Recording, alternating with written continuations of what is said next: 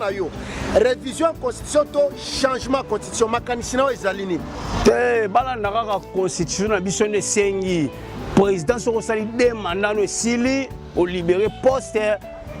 ba candidat mususu ba tiepe candidature na bango oyo peuple ko choisir yana na ko tambusa mboka changement constitution zala te ke soko moni dem ala deuxième mandat na soko esili papa tika pe chance pe na mutu mususu tambusiye pe na bwania moko pa baksa implice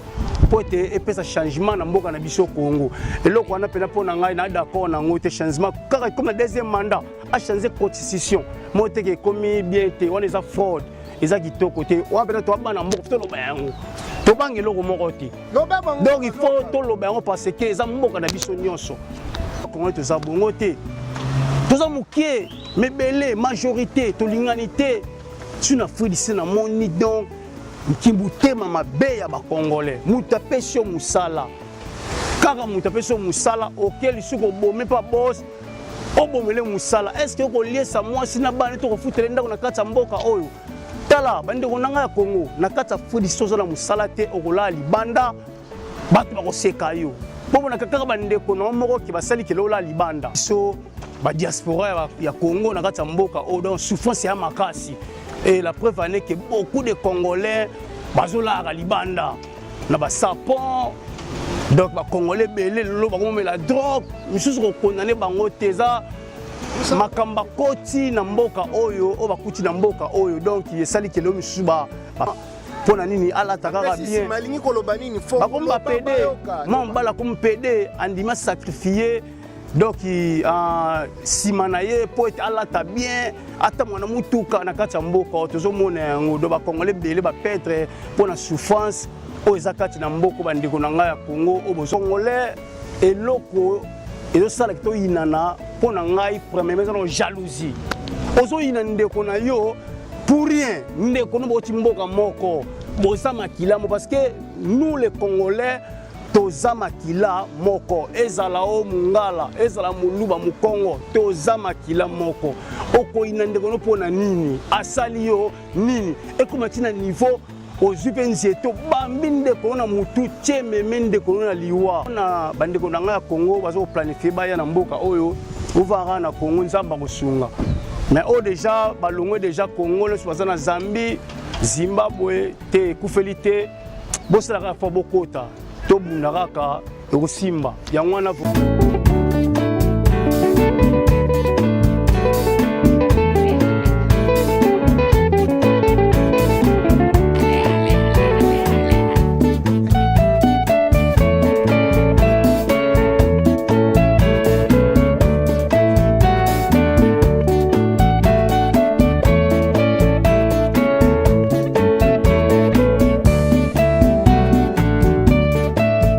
Congolais et loko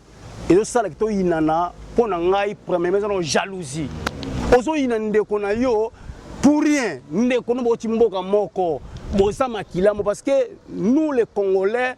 toza makila moko ezala o mungala ezala muluba mukongo toza makila moko oko inande ko no pona nini asali yo nini ekomatina niveau ozupe nzeto bambinde korona mutu chememende korona liwa tala vraiment loko wana yango moni pe longa no bake même pour mboka na biso Congo bongeza ma passe parce que ba diaspora ya libana to linganité surtout Afrique d'ici to zata na bolinga ta muketi ata muketi donc ndeko na souffrir mais yazo encourager à souffrir azinda akufa kutu mais pas Nigérien to mona ngote Nigeria kolinga jamais à mon ndeko na la libanda a kosala tout de façon à longolé na bana balabala après c'était loko moko pone sungaye akepe liboso mais biso Congo to za bongo te to za mukie mebele majorité to linganité tu n'as fait d'ici na moni donc kimbute mama beya ba congolais mutapesho musala kaka mutapesho musala auquel suko bomé pas boss obomele musala est-ce que ko liesa moi sina bana to ko futele ndako na kata mboka oyo tala bande ko nanga ya Congo na kata fudi sozo la musala te okola libanda bato ba ko seka yo bobo na kaka bande ko no moko ki basali ke lola libanda donc ils a passé Congolais diaspora ya Afrique du Sud soit congolais to linga na biso te bolingo ya mona ba congolais muso mo kima na bango omona tana matanga amwana na nete donc avant na koto na ye a sala foyer na ye parce que amoni ke donc ma trop kaka pona ba congolais na kati ya mboka o donc mawa mingi pona ba congolais na kati ya mboka oyo selon moi na mboka ba congolais balingani te mawa trop nani pona jalousie motema mabe mawa trop le grand journaliste mawa trop nyonso zolo ba mwana mboka parce que concerne no kopesa na ba congolais o bazana mboka bazo planifier baya awa baya to baya te na ba biloko ya koina na ba congolais bon pona ngai vraiment concerne kopesa na dit que mboka na biso passe za makasi même ba mboka mususu ya monde o ezana souffrance moko kuta congolais au moins que tina mboka au Malawi o baza na souffrance mais congolais za kuna abimi pona ni parce que souffrance ezana mboka donc pona ngai concerne kopesa bino bandeko nanga ba congolais o bolungo ya na kati ya mboka oyo o bozo planifier ko ya ba pona ngai fa boya te mais o baza na nzela baya kaka mais o bazo planifier ba ya na fulisibe parce que mboka oyo eza pasi parce que misato salaka na mboka oyo na bisa yo okota 2 jours 3 jours na musalo mona kata famille na auto toujours na musalo parce que oluka ko bunda ozo gaspiller énergie pona kaka donc eloko moko malamu ekota ta na compte bancaire na yo donc pona ngai bandeko na ngai ya Congo o bozo planifier bwana mboka oyo botikaka na Congo nzamba osunga biso un jour a revisiter mboka na biso parce que biso moko tongo na poste bima na mboka oyo mais obima ndende za kwa batio na munoko ngando eko mi passe pono bi parce que afo ici na Congo so la musika parce que famille totika na Congo kuna babi ke ya na biso noko na biso papa leki na biso abeti 10 la kata fruit d'ici sko yeka maboko pamba ba oseka yo valeur nous a parce que ba ebité ba réalité zo na mboka oyo donc pona bandeko na nga ya Congo bazo planifier ba ya na mboka oyo ovara na Congo nzamba kosunga mais o déjà balongwe déjà Congo le soza na Zambie Zimbabwe te kufelite bosala ka fa bokota to bunaraka ko simba ya ngwana vraiment les grands journalistes le conseil ngo pesa pour nous soba congolais na banzi bo comprendre conseil zali conseil moto ya mala makasi ko ute pa mwana mboka mais mwana mboka tozokene na suka mbula yebisa biso na message nino ko pesa na ba mama na biso ba papa na biso bandeko na biso ya est ya République démocratique du Congo o bazali ba victime ya guerre agression ezali imposée par na biso par Rwanda na Uganda na ba voisins mususu bazo violer ba mama na biso bazo boma bana na biso bazo violer basi na biso bandeko na biso abasi bazo kata mitu na papa na biso na bana na biso message nino kopesa na bango na mao bazana ngo ba victime ya agression message nino kopesa na bango bazoka yo bon premièrement mes condoléances na ba famille nyonso o babungisi bandeko na bango na kati ya mboka na biso na est donc eza pasi pe mawa vraiment ba mes condoléances na ngai donc beaucoup de tristesse tant on a talaka au moins ndenge bazo violer basi nanko bazo kata ba machette bazo boma vraiment na éviter gouvernement ya Congo bokota na likambo yo hein président Félix Tshisekedi mwana mboka papa ni na kolinga ke azana bane 10 bango suba sila ekosalo ndenge nini ekosalo kitoko te président Téléma tolingi ete ata na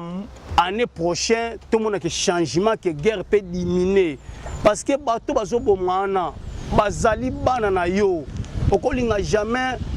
neve na yo nièce na yo akufa kaka bona guerre montre ça kitoko te parce que na bi ke bato babunisa biso na baleki biso na makasi te soki lelo président Téléma lobby armée congolais et le kosala mape guerre wana kosila donc ba famille waza éprouvé na guerre est vraiment courage pour na ngai nazana lika que un jour nzamba ko visiter mboka na biso Congo souffrance tozomona ekozali suute président Tshisekedi na bi ke kozano wana na poste nzambe mtatie yo mais ko banga mutu te zalo ko président ba Kadhafi zalo ko président mususu ba Téléma pote mboka na ezala malamu Vous avez Congo Zamboka moko munene jamba pa bakoya ba diviser to ba coloniser territoire moko boya Congo montre epesa te epesa kitoko te tant biso na mboka patola na epesa makasi na courage ozonga mboka kuto ezati parce que bato bazako na souffrir to ozonga sundengeni vraiment pona décembre to kende famille boza na courage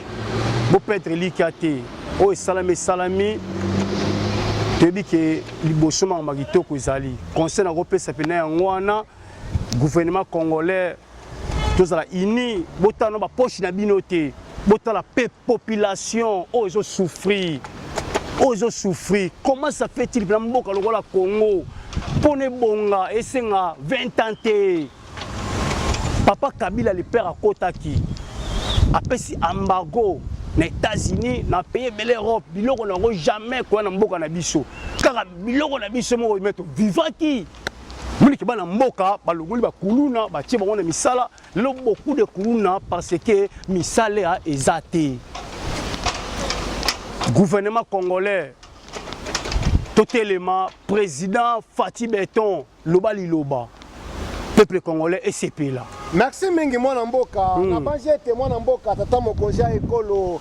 Félix Antoine Tshisekedi Tshilombo elongo na gouvernement na yo na armée congolaise FARDC bozwi message ko ute pa mwana mboka Gelor o azali na pasi makasi pona bandeko na biso basa ba victime na République démocratique du Congo. Oui, pasi ya makasi les grands journalistes. Mais mwana mboka mbutu eza na kati ya mboka. Félix Tshisekedi na lingomba na union sacrée bazo proposer pour la révision en constitution. Mais bato opposition balobi jamais révision kozalate changement kozalate. Donc pour na yo révision constitution to changement constitution makanisi na ezalini. Te balanda kaka constitution na biso ne sengi président soko sali de mandat no sili au libérer poste ba candidat mususu ba tiepe candidature na bango oyo peuple ko choisir yana na kotambusa mboka changement constitution zala te pona mboka ke liboso ezala te donc changement ezala te ezaka ke soko moni dem ana deuxième mandat na soko sili papa tika pe chance pe na mutu mususu tambusiye pe na bwania moko pe ko baksa implice pour epesa changement na mboka na biso Congo eloko wana pena pona ngai na d'accord na ngote changement kaka comme na deuxième mandat a changer constitution mote ke komi bien te wana eza fraud eza kitoko te wana pena to bana mboka to loba yango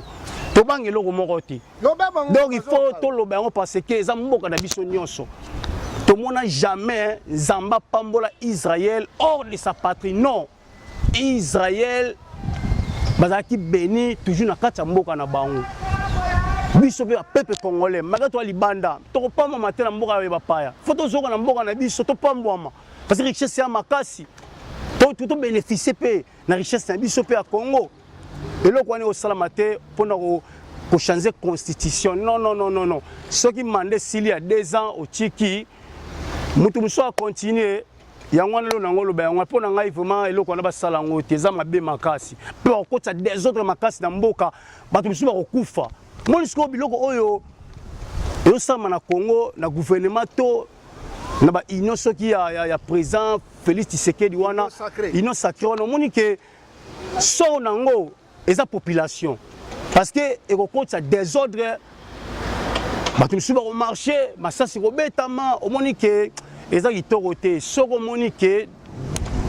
mandat no sili deuxième mandat sili tika batu mususu ba candidat mususu pe ba se postuler pe pesa ba pe chance pe na mususu pe président Robima pe aroya pe na ida sika pe ya Congo pe pona toza pe be na mboka na biso jamais ngana ko linga ke population congolaise est souffrir et puis ça passe na mutema ndetso mona le peuple souffrir na kati ya muto souffrir na kati ya mboka ne mo sala marate droit de l'homme ezate ezaki toko te en Afrique du Sud tout monde que ba pesi privilège na bana mboka on a baki la fois passé que sur mon ici d'Afrique la libanda yemo alingi bazo lokota bango libanda ba pesi banda ko fele parce que balingi soni o kisamate na pays mususu parce que le peuple congolais comme peuple moko ya soni bango bayina biso na kati ya mboka mususu pour nini gouvernement ma trop etamboli ya bien zati on a ngolo ben ngwana les grands journalistes vraiment passe na mutema fort passe vraiment na kati ya mutema mwana mboka meto komi na suka interview na biso pe tozali na suka mbula boni na mbule ezalaki ndene lega malamu to bon mbule l'équipe te l'équipe mabe makasi vraiment 2024 oyo eloko moko ya malonge salamité na olo bana pona parce que na sud africain te malgré na zana kati ya mboko oyo mais je ne suis pas sud africain naza congolais moko ya malonga esalami na Congo ezate même na kati ya mboko moni ke crise penda donc ezada na mwa mona ki bato simba mbongo meloko ezate donc pona ngai année oyo année moko eza échoué. Merci mingi batata ba mama bandeko bolingo bozolanda mwana mboka selon ye année oyo ezali année moko eleki malamu te contenu ya mayauti koloba mais mwana mboka bambote na bayebi yo na Congo to awa to clôturer émission lelo na base to kolomba la si premièrement na pesi mbote swata na yo na pesi mbote premièrement na mama na ngai Brigitte Bampeledi Kalonji mama na ngai na pesi mbote na bandeko na ngai nyonso baza na Congo bazé belé mako cité wa kombo ezate na pesi mbote na petite sœur nango aza Fali Efete na pesi mbote premièrement pe lisusu na muninga nanga malamu chinois Auguste Simbi Gandozo vous comprendre o babenge na chinois katakata ye pe naza muninga malamu na tanga pasi atikaki ngate mingi bazelenga la libanda na souffri mais nzamba toucher motema na ye parce que na so ba plan nzambe et na pesi mbote na ba congolais nyonso tu a monde entier vraiment tous à la uni ba congolais ceux qui la population peuple congolais comme uni yebe que changement be ya Congo parce que d'abord tous un esprit ya corruption bazo corrompre yo pour te sacrifier ndeko na yo otini mboka moko ozondima yango tolingana peuple congolais bambo te belé kaka donc na bino nyonso tinalingaka libota na nga Congo makasi ona ngo ba pene ngwana vraiment merci na yo pe les grands journalistes Patrick vous aurez pas Timanga Tilombo vraiment merci pour être on dimanga na leka sur na plateau na pour être na pesela mais ya mboka na biso Congo. Merci mingi mwana mboka biso nde tozokende na ko remercier mwana mboka pe ko remercier bino ba congolais na bato nyonso tu bazotala biso to balandi biso na mokili mobimba ezala na Europe na Amérique na Afrique na Asie. Merci mingi ndenge mwana mboka uti koloba bolingo tolingana ngana bino na banzi tosuki po na lelo na koki kosilisa émission te sans toutefois kopesa mbote na Pichu Agwata donc Pichu Mbala ye moto akobalola mai na vinyo donc asa Jésus-Christ mais abalola kama na mvinyo ya mwana o na bino nyonso image baluka moko na niveau Kinshasa na bosanité BBC Bilonda na bosanité Dani Chilombo na bosanité Gabriel Chimanga et puis bino nyonso tout na ba na tangité boleke belé soki na lobina tanga tokola lawa merci mingi pe to monani mbalasima merci mingi moi je vous en prie merci beaucoup merci pesa bango revoir au revoir mbote la bino na lingi pe na profiter pour na ko informer bino ete mayangani na Politique TV tozali na ba service ebele tozali ko rendre na bino population congolaise to communauté congolaise ya mokili mobimba kasi mingi ya Afrique du Sud ya Mpumalanga ya Jobour ya Deben ya Port Elizabeth ya bisika nyonso tout c'est-à-dire soki ozali na business na yo osala business songolo to pakala to ozana ba activité na yo songolo to pakala ozali na posa to salelo publicité eleka na chaîne na biso mayanga na Politique TV pamba te tozali na audience bato bayeba business na yo pe bameka koya na business na yo contactez biso numéro na biso eza na se wana contactez direction commerciale ya mayanga na Politique TV bakosolola na yo tokosalelo musala ya qualité tokosalelo musala professionnel avec bolingo pe patriotisme nyonso topesi yo musala na yo et soki olingi okende kochango na ba chaîne na yo to bisika songolo to pakala ozali libre et soki olingi to banda ko lekisango na ba émission na biso surtout tozo sala pamba te tozali na audience na ko beta sete okobenga toujours direction commerciale ya manga na Politique TV toko solola et puis makambo ekoleka malamu wana ezali point ya liboso ko ya mibale na lingi ko bakisa lisusu boye mayangani na Politique TV maison média tozali pe na département o ezali ko couvrir ba événement na bino nyonso tout ezala ba événement ya esengo ezala ba événement ya mawa tozali wana pona accompagner bino. Na kolela na bino, na kosepela na bino, tozali wana pona accompagner bino. Soki ozali na matanga ke ozana posa to salelo vidéo to film ya matanga mobimba benga biso toujours direction commerciale toko solola toko ya toko salelo musala ya qualité pe toko peso yango. Soki ozana posa eleka na chaîne YouTube na biso mayanga na Politique TV toko salango me wana kozala lisolo mususu. Soki ozali na anniversaire, ozali na fête, ozali na mariage, ozali na biloko nyonso tu ya esengo ke ozana posa etikala na film benga biso tokoya tokosalelo musala ya qualité pe okosepela ndenge na lobaki soki ozana posa eleka na chaîne na biso tokosala bongo me wana kozala lisolo mususu na banzi yete pona lelo na suki awa ezali ba service ya liboso ona elibino pona ko expliquer bino po boyeba ete mayanga na Politique TV et awa pona ko servir bino. Merci mingi pona bolingo na bino boko bana ko s'abonner na chaîne YouTube na biso bo partager ba émission na biso bo like biso tozali bana misala na bino. Nazali Patrick Chimanga tata ya mayangani mwana ya mama Christine Kalanga